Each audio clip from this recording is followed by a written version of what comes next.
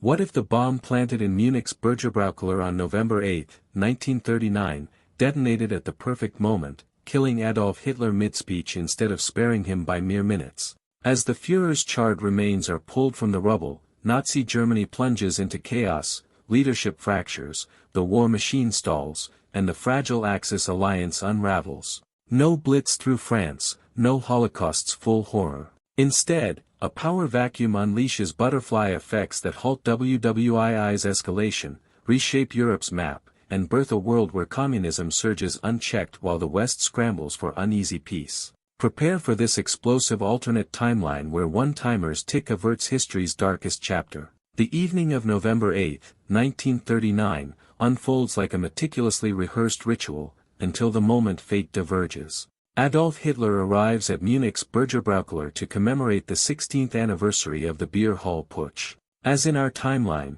George Elser, a solitary Swabian carpenter driven by fierce anti-Nazi conviction, has spent months preparing. He hollows out a pillar near the speaker's podium, installing a bomb with a 144-hour timer. Historically, Hitler cuts his speech short to return to Berlin amid fog-cancelled flights, leaving at 9:07 p.m., 13 minutes before the explosion at 9:20 p.m. that kills 8 and injures dozens. In this timeline, the Führer's train departs later due to scheduling delays. He remains on stage, railing against Britain and France, when the bomb detonates precisely as planned. The pillar erupts in a deafening blast, the roof collapses onto the podium. Hitler, along with senior Nazis including Goebbels, Hess, and Himmler, all present that night, dies instantly amid flames and rubble. The Bergerbraukeller becomes a tomb for the regime's core leadership. News reaches Berlin by midnight. The Wehrmacht High Command, already uneasy with Hitler's reckless gambles,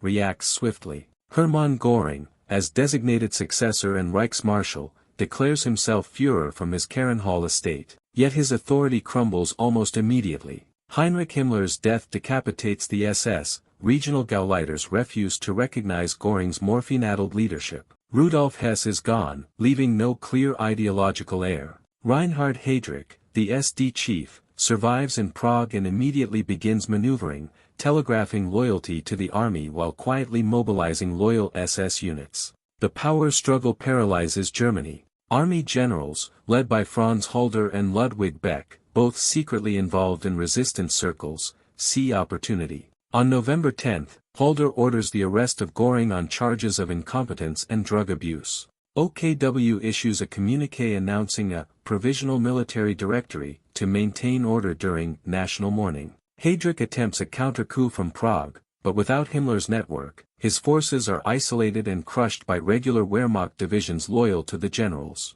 By mid-November, a junta emerges, General Walther von Brauchitsch as head of state, Halder as chief of staff, and conservative figures like Karl Gordeler invited into a civilian advisory council. The new regime immediately broadcasts peace overtures to Britain and France, proposing an armistice based on pre-war borders minus Poland's western gains. The invasion of France, planned for November 12 historically, is indefinitely postponed. Panzer divisions remain in Poland for winter quarters. The Holocaust halts in its infancy. Without Hitler's fanatical drive, the final solution never formalizes. Einsatzgruppen actions in Poland cease under army oversight, ghettos are maintained but not liquidated. Millions of Jewish lives are spared as systematic extermination machinery never fully activates. On the international stage, reactions vary. Stalin, sensing weakness, accelerates demands under the Molotov-Ribbentrop Pact but hesitates to provoke a still formidable Wehrmacht. Churchill, newly prime minister, distrusts the junta's overtures, calling them the same wolves in different uniforms, yet domestic pressure in Britain and France for peace grows. Chamberlain's appeasement faction, though discredited, finds new voice in arguing the war's cause has vanished with Hitler. As winter 1939 grips Europe, Germany's war machine idles amid internal purges and ideological confusion. The phony war becomes truly phony, no Western offensive, no Blitzkrieg. Yet the power vacuum invites bolder moves from Moscow and sets the stage for a radically different global conflict, one where ideology yields to raw territorial ambition and old-world conservatism clashes with Soviet expansionism.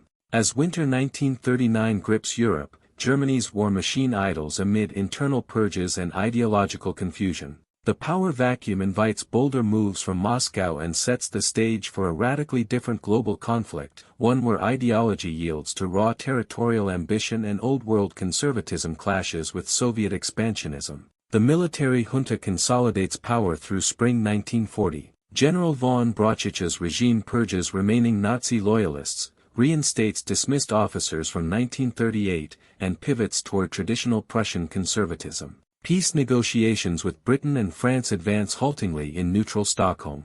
By May 1940, the Treaty of Stockholm ends the European War, Germany evacuates western Poland, retains the 1938 Sudetenland and Austria, and recognizes French sovereignty. Britain lifts the naval blockade in exchange for German withdrawal from Norway, never invaded in this timeline. The phony war dissolves into an uneasy armistice, neither side fully demobilizes, but active fighting ceases. Stalin exploits the chaos masterfully. Without Hitler's ideological obsession, the Molotov-Ribbentrop Pact loses its non-aggression clause's binding force. In June 1940, Soviet armies occupy the Baltic states unopposed. Romania cedes Bessarabia under ultimatum. The Red Army, modernized but unbloodied by Barbarossa's early disasters, marches into eastern Poland in September 1940, meeting only token Wehrmacht resistance. Berlin protests but lacks the political will for renewed war. The junta prioritizes internal stability and economic recovery. Major battles shift eastward. In summer 1941, Stalin launches the Liberation Offensive into Finland and the Balkans. The Winter War never occurs. Finland capitulates quickly under overwhelming mechanized assault. Soviet tank columns, led by T-34 prototypes, roll through Romania and Bulgaria, installing communist regimes by autumn. Yugoslavia fractures along ethnic lines, Soviet-backed partisans seize Belgrade. Italy, under Mussolini but without German support, remains neutral yet vulnerable. Albania falls to a Soviet-backed coup in 1942. The West responds with alarm. Churchill's Britain and Reynaud's France form the anti-Comintern bloc, rearming rapidly with American lend-lease flowing freely absent Pearl Harbor's distraction. The United States, under Roosevelt, declares quasi-belligerence in 1941, convoying supplies to Britain and imposing oil embargoes on potential aggressors.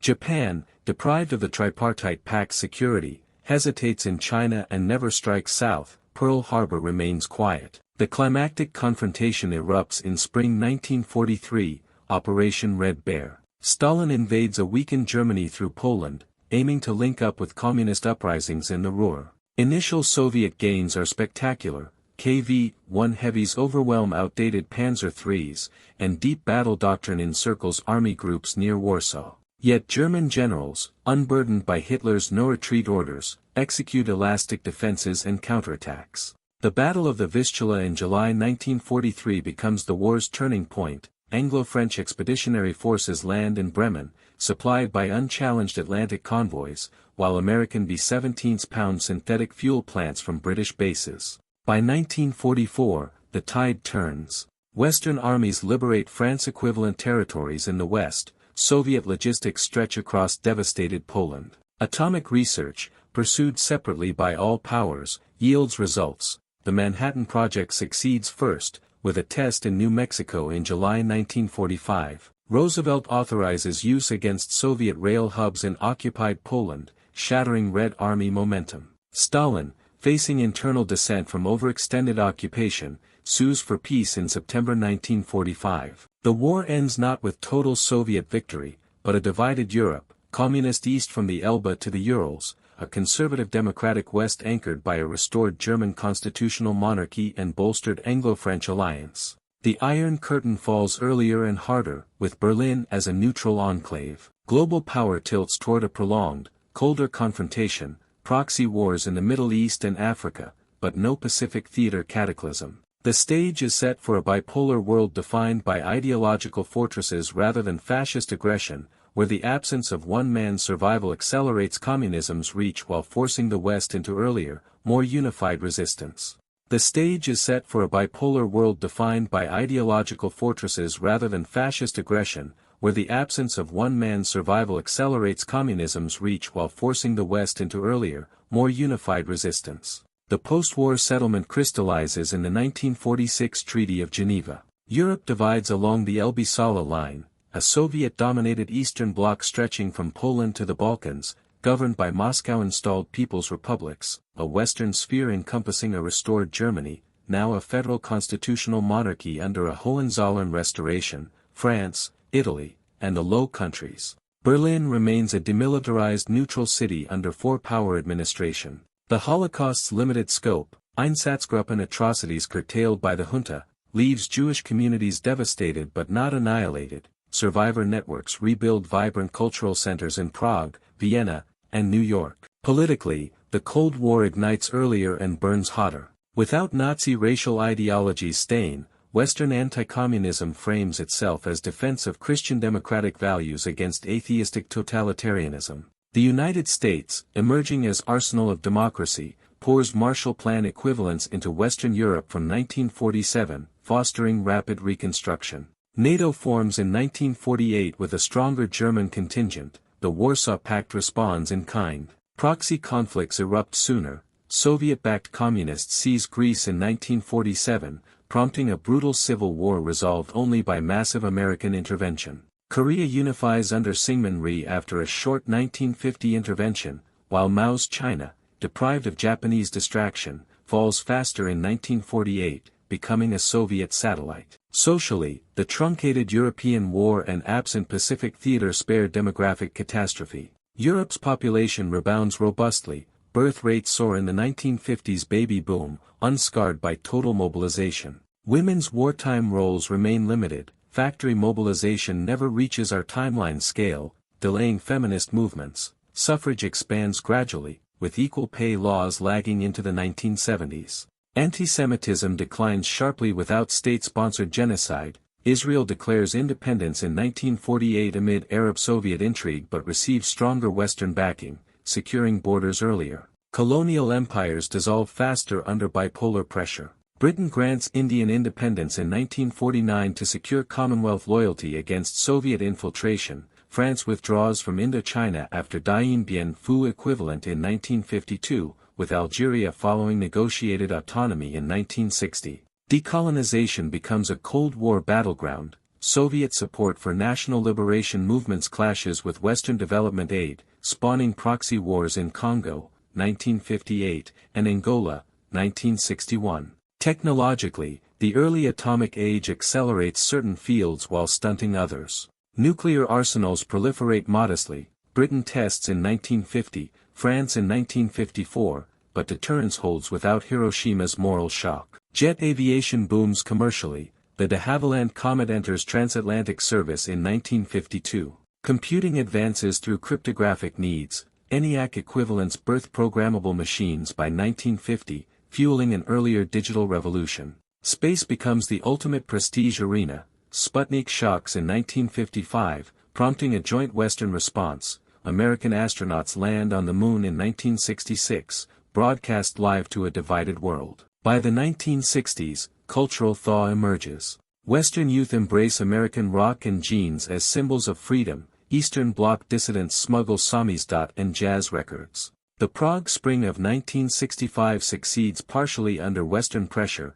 liberalizing Czechoslovakia and cracking the monolith. Yet repression endures. Hungarian uprising crushed in 1956, Berlin Wall erected in 1961 to stem brain drain. The long-term consequence is a more ideologically pure confrontation, capitalism versus communism without fascism's complicating shadow. Economic competition drives prosperity. West Germany's Wirtschaftswunder spreads continent-wide, while Soviet planned economy achieves heavy industrialization but consumer stagnation. Environmental awareness dawns earlier amid nuclear testing fallout. The first global climate accords emerge in the 1970s. As the century closes, the bipolar order strains under its own weight, setting the stage for a modern world shaped not by Hitler's survival, but by his absence, where the greatest threat came not from racial madness but from unchecked ideological expansion.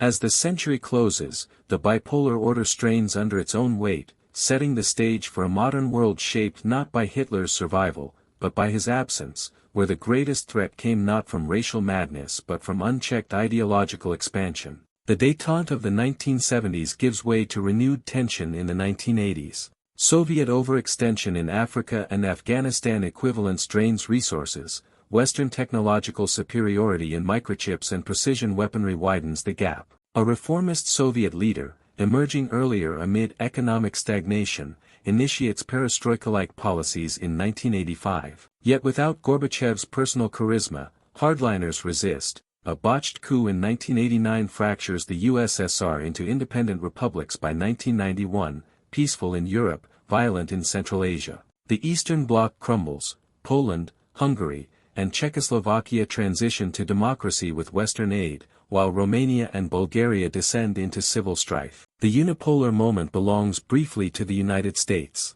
NATO expands eastward, incorporating a unified neutral Germany in 1994. Yet American hegemony proves fleeting. China, industrialized under Soviet tutelage but liberalizing economically post-1991, surges as the new challenger. By the 2000s, Beijing's Belt and Road equivalents span Eurasia, competing with Western infrastructure in Africa and Latin America. In our present day of December 31, 2025, this alternate world is paradoxically more peaceful yet more fragmented than our own. The European Union, formed in 1993 from the anti-Comintern Bloc Corps, encompasses 35 nations in a federal structure, prosperous, green, and socially progressive. Russia, a diminished but resource-rich federation, oscillates between authoritarian nationalism and democratic openings. The Middle East, spared Axis Rommel campaigns and Holocaust-driven Zionism's urgency, sees a larger Jewish population in Europe and a binational Israel-Palestine emerging from 1960s negotiations under UN pressure. Technologically, the early Cold War sprint yields dividends. Commercial nuclear power dominates energy grids by the 1980s, fusion prototypes achieve break-even in 2015. The Internet, developed for military ARPANET equivalents in the 1960s, becomes publicly accessible in 1985, fostering earlier globalization and social media by the mid-1990s. Space exploration thrives cooperatively. A permanent lunar base, established jointly in 1982, evolves into the International Lunar Habitat by 2025, mining helium-3 for clean fusion. Mars landings occur in 2018 under a multinational consortium.